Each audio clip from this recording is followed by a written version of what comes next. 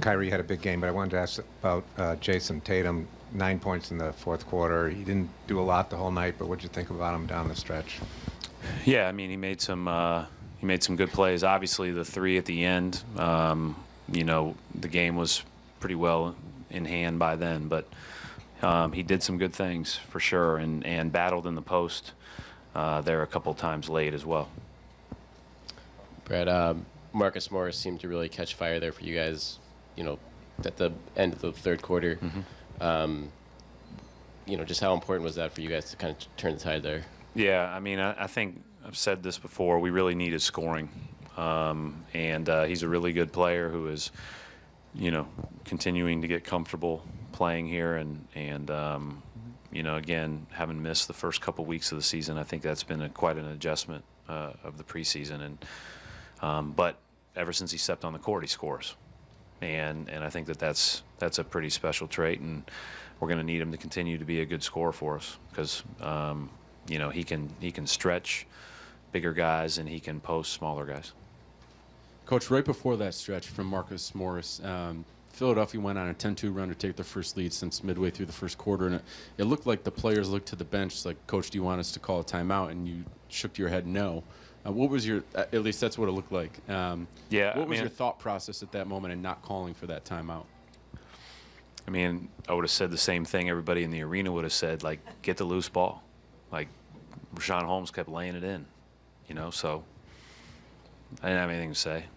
You know, let's go down. We have to go get it. We have to go make, you know, get some of those balls that he's coming up with. And the I just told the team the play I most vividly remember in the game was Terry Rozier ripping down that rebound towards the end of the third, and I think that's kind of when our tide turned.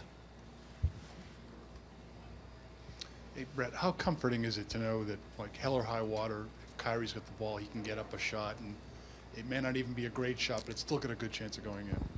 Yeah, I mean, say all the time how spoiled we are to coach players at this level, and he's, you know, certainly one of the most gifted scorers in the game, and you know, he can do things just with a tiny amount of space and make it look easy, and it's really, really tough. I mean, even he made a couple of the one-on-one plays late where he drove it, but even the dribble handoff shot that he made in the corner, I mean, it was pretty well defended, and you know, he just has a special ability.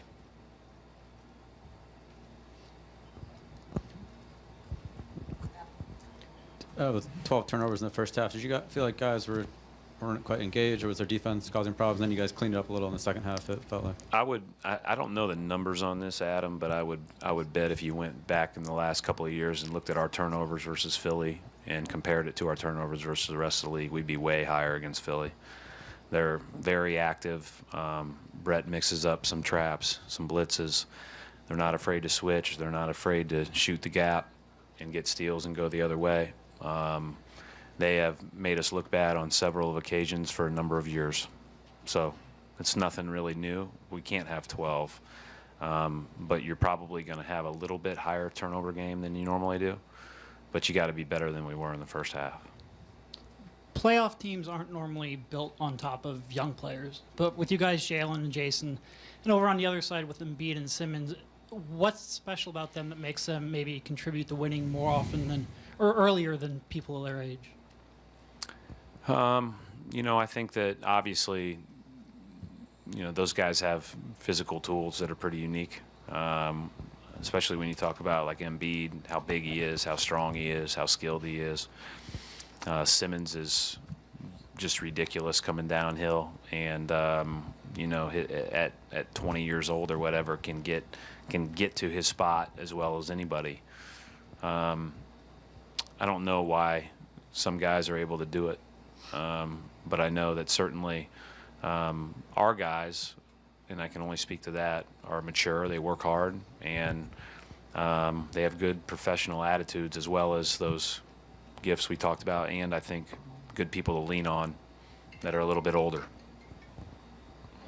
Coach, are you seeing Marcus Smart getting more trust in the way he leads the team? You know, I've never really had any I've always had a lot of trust in Marcus, and the way he plays and the way he thinks and the way he competes. You know, he didn't have his best game, but you could still feel his presence. And I thought we were obviously better when he was out there. So, you know, it's unique. I mean, I've tried to figure out the numbers just like you guys have. And he's just a unique player. He impacts the game in a lot of ways. Brad, what did you guys try to do against Simmons tonight?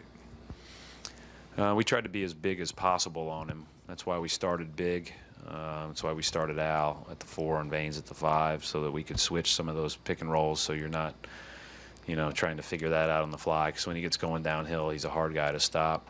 And then, you know, just try to keep him in front as well as you can. It's easier said than done with a guy that size.